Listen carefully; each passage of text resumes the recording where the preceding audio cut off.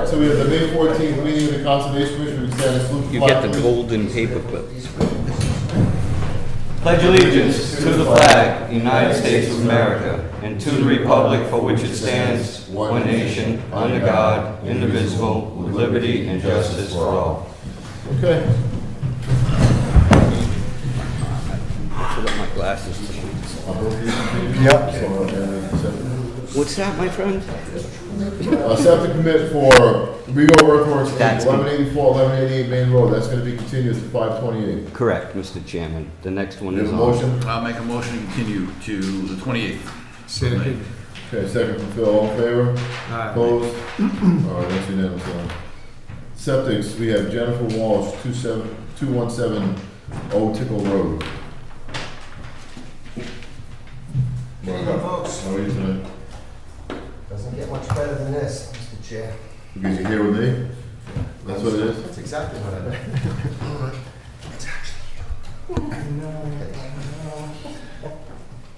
Hi, folks.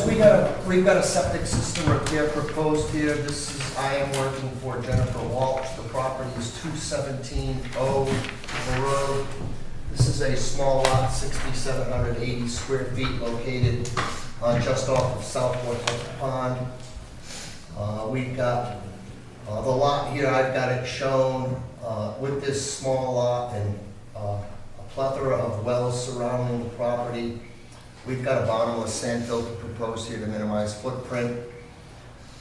My effort was to try to maximize where I could set back to the wells, so that sort of pushed my soil absorption system design to the northwest corner, which is approximately the closest edge of the bottomless sand filter is about 89 feet to the to the pond's edge. Other than that, it's pretty much a conventional system. As I said, it's got a 2-compartment tank. It's got an Advantage X20 pre-treatment system, discharging to the bottomless sand filter. This plan went in front of Board of Health last evening and was approved by the Board of Health. I'll rest at that. Thank you. Mr. Chairman, thank you. Jennifer Walsh, 217 O Tickle Road. This request for determination of applicability.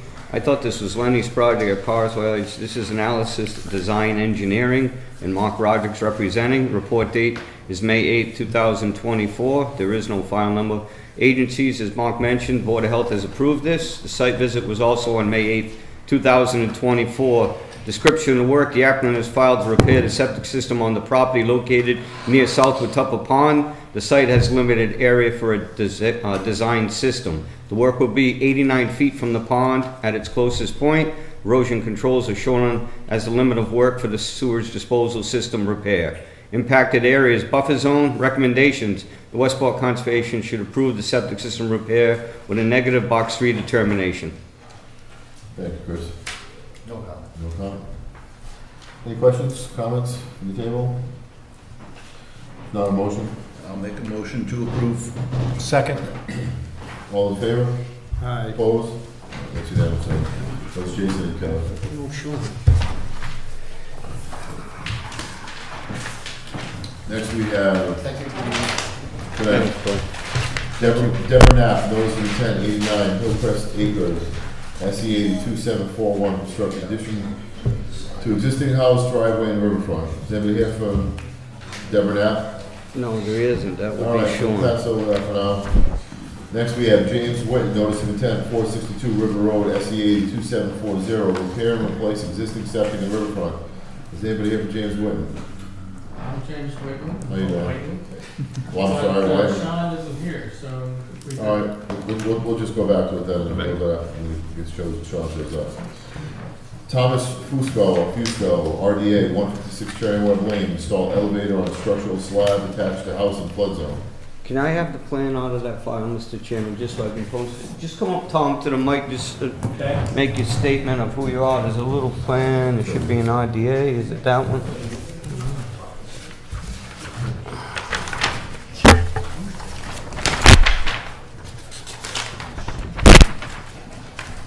Mr. Chairman, again, this is the structural plan for that. I believe that's the file, right?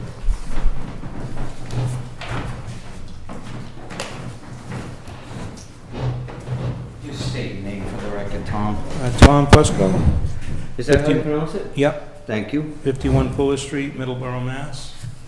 The contractor to put in the elevator for Stephen Ippolito.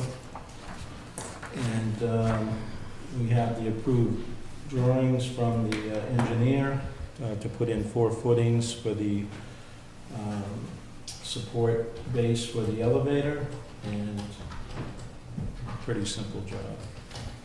Mr. Chairman, Thomas Fusco, 156 Charing Webb Lane. This again is for the homeowner, Steve Ippolito. This is a request for determination of applicability. Date of the report is May 8, 2024.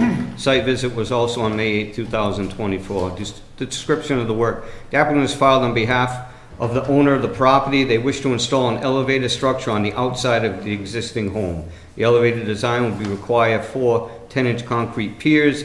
The areas within the current landscaping that surrounds the home, as you notice, it's tucked right. They actually have to move some of the landscaping that is currently there. This is going to sandwich right in the front portion of the home against the house.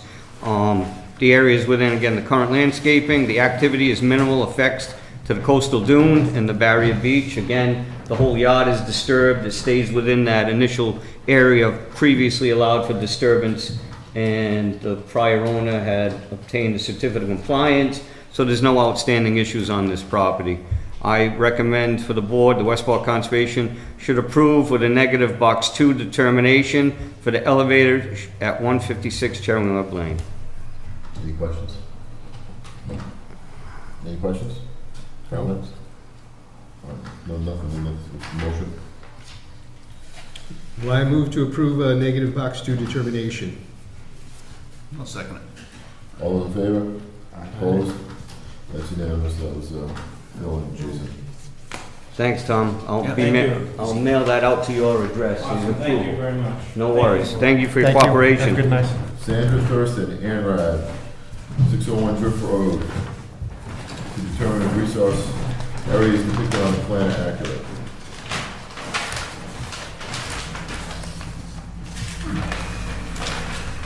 Thanks. Greggy, could you throw that in that file, Kev, please? That is, Fusco, right? Yep, it is.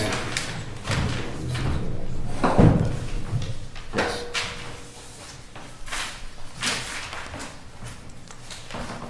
You're the green card to this thing? Yeah, I give it to Neil. Okay, yeah, okay, good. Okay, great, for the record, Greg Nicholas, Southbrook Engineering, representing Sandra Thurston, property on Drift Road. This property is part of Nookchoke Orchard, it's the land across the street. Sandra Thurston is the daughter of Jordan Sue Smith, and she's now the owner of this piece. So what she wanted to do is get the resource areas delineated to see if there was any upland or any possible use of this property would be. So we have 2 BBWs on the north side of this little gravel drive that goes through, running from flag 198 up through, 197 up through flag 212. As you can see over here, the line was adjusted following a site visit. The flags 208 through 211 have been adjusted as shown on the plan. On the south side of this little gravel drive, we're running from wetland flag 101, very northwest corner of the property, which is about 88, and comes down as shown on the plan up to 129. We also have a river zone, which is affiliated with Snell Creek, which comes down shown on the plan. This was actually relocated when they built 88, and they took an easement from Smiths at the time to put it over here. It's still a perennial stream, even though it's been relocated. The original course of the stream was actually diagonal across Route 88, so they made it more perpendicular to facilitate the crossing. So that's pretty much what I have for the project. And that's it. Go back to the commission. Thank you. Mr. Chairman, Sandra Thurston, 601 Drift Road. This is abbreviated notice of resource area delineation with South Coast Engineering, Greg Nicholas representing. The report date is May 8, 2024. There is a file number SC802748 for the project. Site visit was also on May 8, 2024. The owner has delineated the wetland resource areas on the property. The site is located on the west side of Drift Road and across from Nookchoke Orchards. The wetland is associated with Snell Creek that flows along the west property boundary. Wetland flags 101 through 129 was walked and determined to be accurate as shown on the plan. The wetland flags within the interior of the lot, wetland flags 197 through 212, this wetland area was adjusted with the placement of wetland flags 207 and 211 upslope of the current locations. The revised plan has been provided showing these changes, and Greg has it before us. This wetland is connected to the 100 series and is a BVW, so both wetlands are bordering vegetated wetlands. Extent of the riverfront area is shown on the plan and has been shown correctly. The Snell Creek is also a cold water fishery and should be noted. Resource areas impacted are well, nothing's impacted, but the resource areas are BVW and riverfront. Recommendations: Westport Conservation should approve the wetland flags on the riverfront delineation as shown on the revised plan provided for 601 Drift Road and issue the order of resource area delineation. Questions? Any questions from the audience? No. Questions from the table? No? I'll make a motion to approve the wetland flags as delineated. Second. Jason, Kevin, all those in favor? Aye. Opposed? That's unanimous. Thank you. Thanks, Greg. Right. Moving on, Town of Westport, notice of intent, Route 6, extend water line to Gifford Road. Do you see Sean there? Negative. Nope. You're gonna have some unhappy clients. You may. So I don't think my commission wants to stick around. It's be a 30. It's Bruins time. What's that? It's Bruins I time. know. How you doing? Hey, Hello. Yeah, Alex Silveri from Kleinfelder, design engineer representing the town. Tom Westport, I'll take those Yeah. green cards, please. Thank you very much. You don't have a copy of plans with you, Alex? Does he want You got a copy of plans with you? I didn't bring one, but You crafty son of a gun. I can go upstairs and grab some. Should we keep these? We don't necessarily need those. Let him hold on to it. You can hold on to those receipts. Do you have plans in here? There should be a set of, no, they were too big to put in there, Mr. Chairman. Let me just grab a set. I apologize.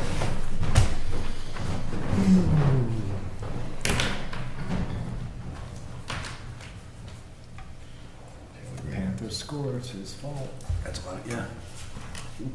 So why are there so many green cards? Are there that many buttons in the project? It's a water line going down the street, so everybody No, passes. everybody, okay. Okay. That's the biggest haul I've seen. Yeah. Okay. That was the first elevator we've ever voted on. Yeah. So that's in lieu of just like a ramp on the something? Or? No, I think it's an elevator to serve the upper floors of the house.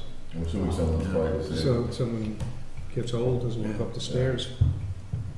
Is that the house that's so much skinny and really tall? It's sort of narrow, that house, and tall?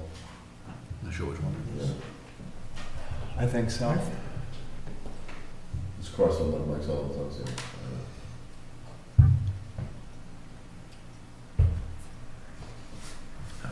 I thought it was, I didn't know, there was the, because the building plan came before us, I think, because it was, they totally had to redo the foundation and that kind of thing.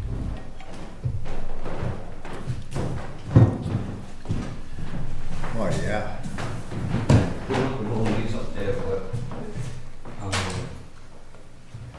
don't know if this will help you, Rob, but We have to go to these as well. Okay. yeah, that works. All right, whenever you're ready, sir. we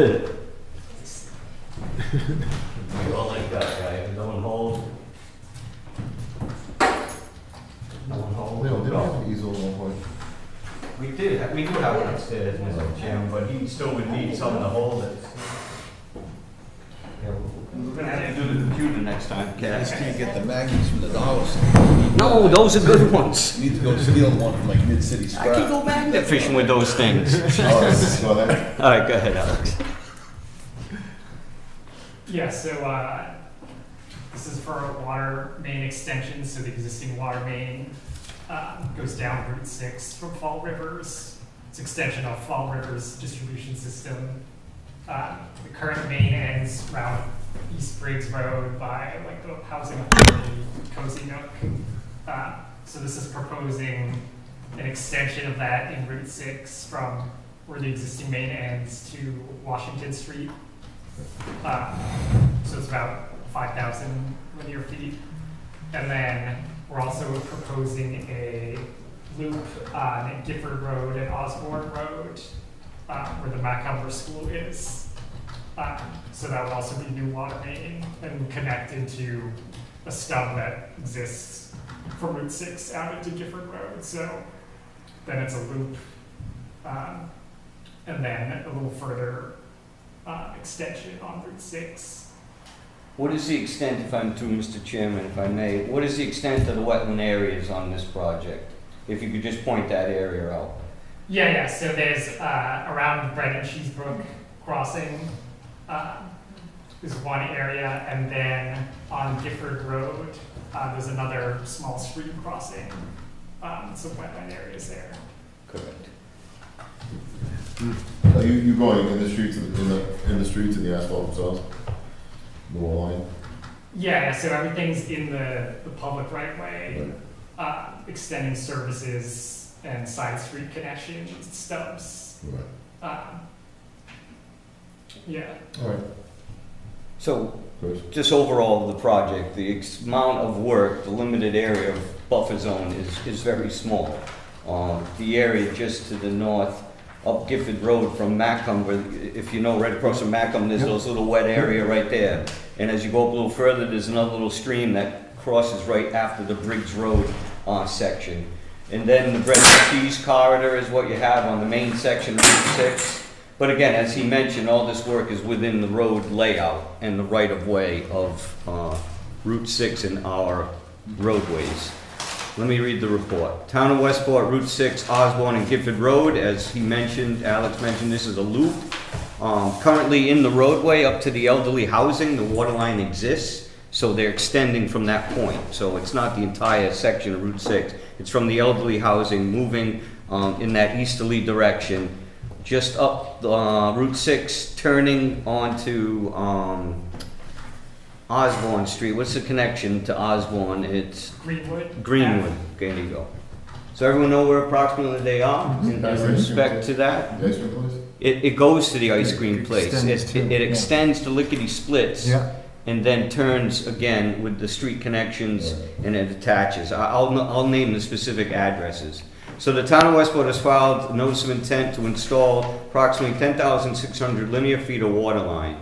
The project also includes the installation of water services for side street connections within the public right-of-way. The project includes installation of water connections to 655 and 719 State Road, as well as 154 Gifford Road and 7 Maynard Streets. Work is within the public way and a small portion within the buffer zone to a wetland area along the work area.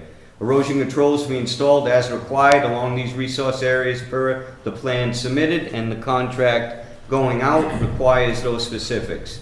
Recommendations: the Westport Conservation should approve the proposed water line installation within the public right-of-way with standard conditions for file number SE 802750. I only would like to add that the project is, I guess, paid for through a grant. So the town is not, I believe, on the hook for any of this. And all this has to do with defunct wells in these 4 locations that require immediate connections. That's all, Mr. Chairman. Is this part of the bigger plan that's failed? I mean, is it? This was, It is though, right? it all is ties to in, a point, To a point. but there's no sewer with, right, correct. Okay, okay. Yes, yes. And this came about Yeah. roughly at the same time, but Okay. this grant application came to the surface just as Alex was designing the main part of the sewer and water project. Do you have any questions, Alex? So, it's just how do you cross Bread and Cheese Brook? Is you under, or are you able to go over, like under the roadway but over the streams? Yeah, so in this case, there just wasn't enough cover to go over. You can do that sometimes if there is. So basically, they dig a pit on either. There's two big culverts for Bread and Cheese Brook. So basically, you dig a pit on either side, you de-water, and then they can kind of like basically jack a pipe underneath from those two pits. Is it a directional boring type operation, or is it like a hydraulic press that pushes the pipe through? It can be either. The culverts in this case, one of them's not that wide, it's only like 4 feet. I got Yeah, one's a little wider, so they might use something a little more robust for that one. you. Is there any intention to run a secondary line in case of, is this line run inside of a sleeve in case is this like double contained piping?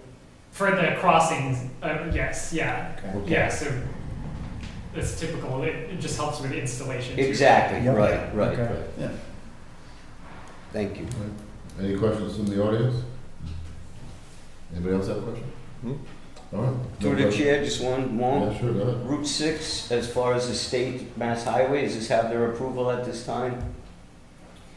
So we got comments today, or yesterday, for the initial permit we submitted. They had some like minor typical comments that we had for the previous sewer permit that we got.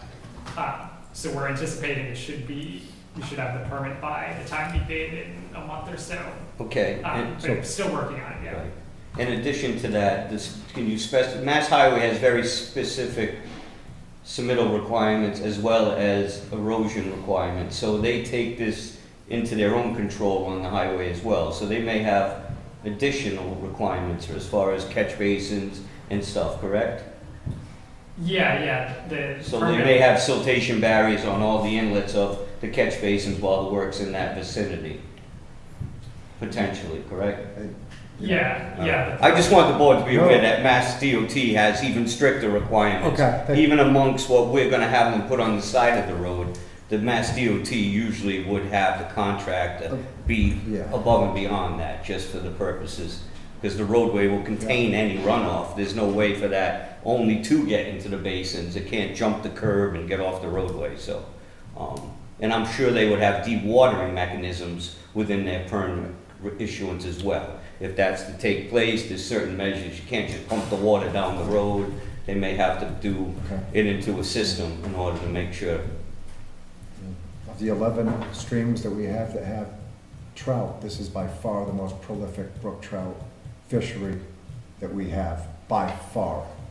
And that would be, In this section, you are correct, but as Alex did mention, yeah, the state themselves are Sounds good. proposing Route 6 yeah. repair and an upgrade, I believe, right? Route 6 is scheduled for a full repaving or maintenance within the next couple of years. I know they started in Swansea, they're moving through Somerset, and I think they're extending that right into the Westport, Dartmouth area. That's all, What's Mr. that, Chairman. Route 6? Yes, sir. I have one question. When this is functional, would this help Westport not have to bleed water out of the system?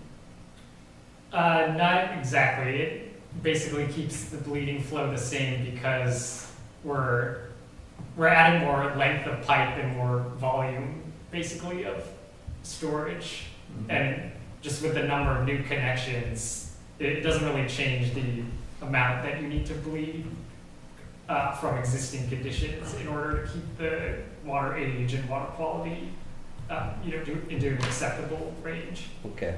Rats. All right. Any other questions? If not, a motion?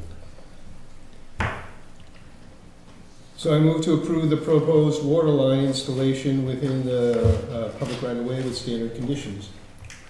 Should we add state to that with state approval, or we don't have to? Yeah, I would put Okay. in Mass DOT's Yes. approval. Subject to Mass DOT approval. Second. Second. Okay. All in favor? Opposed? All right, that's unanimous. Thank you.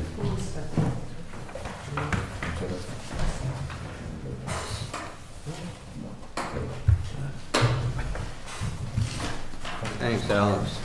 Thank you. Okay, next we have Cummings Lane Court, notice of intent.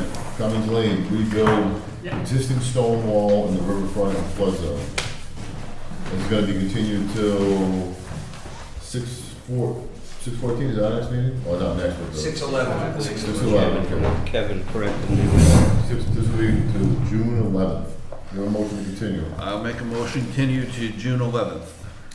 All right, do you have a second? Okay, all those in favor? Aye. Opposed, that was Phil second. Paul and Melanie Baker, notice of intent, 3 Richmond Pond Drive, SE 802729, to construct garage, upgrade septic system, modify driveway, grading, landscaping, and dock on the dwelling in the flood zone and buffer zone. This is going to be continued to 5/28. Do we have a motion to continue? Motion to continue. Second. Okay. All in favor? Opposed? That was Kevin, so. Certificate of compliance for John Cabral, map 29, lot 19, Gifford Road. This is also going to be continued to 5/28. Correct, Mr. Chairman. Motion to continue. Motion to continue. Motion from Kevin, do you have a second? Second. Second from Phil, all in favor? Aye. Opposed? That's unanimous there. All right, going back up. Did you ever get hold of Sean?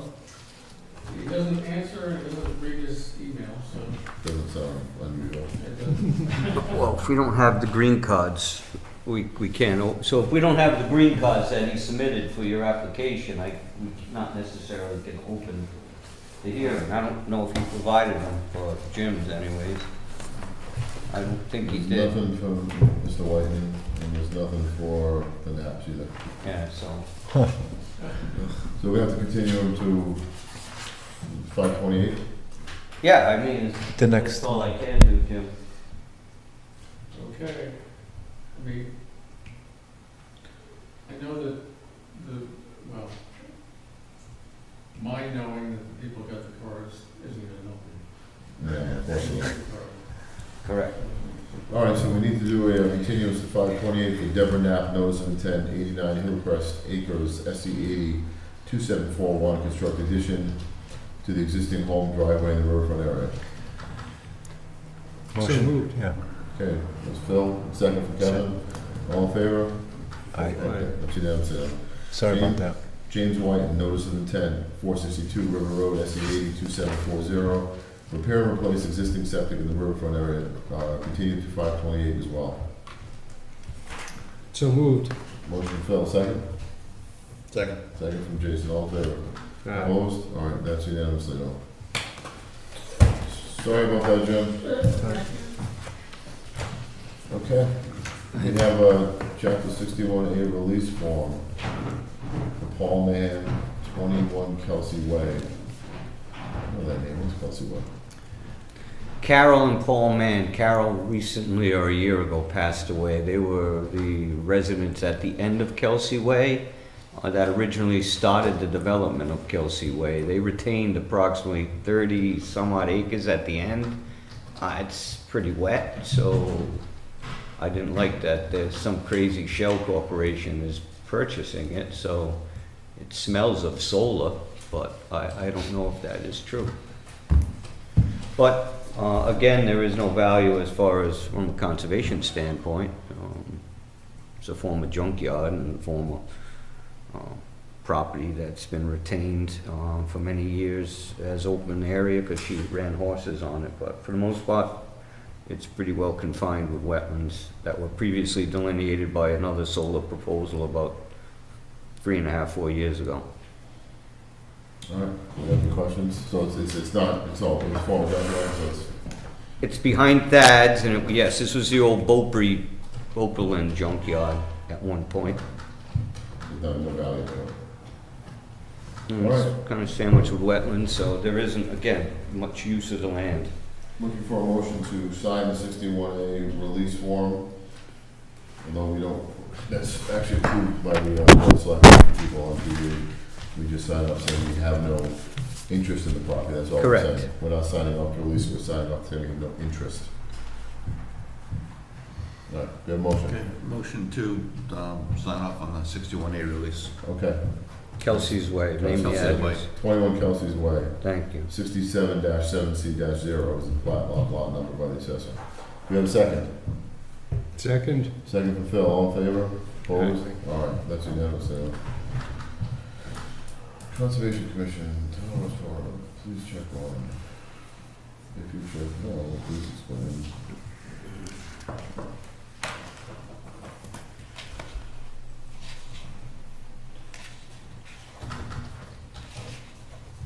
All right, look at that one. What is this? Oh, it's the same thing. Do we need to sign 2 copies of this? 2 copies? I put one in.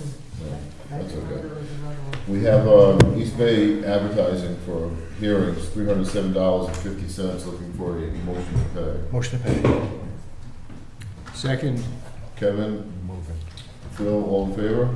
uh, Opposed? All right, that's unanimous.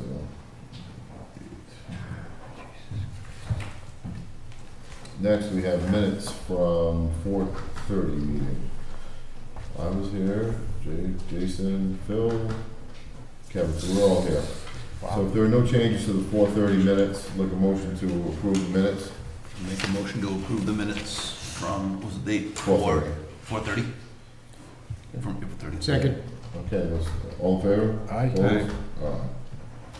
And that is all I have, Chris, how about you?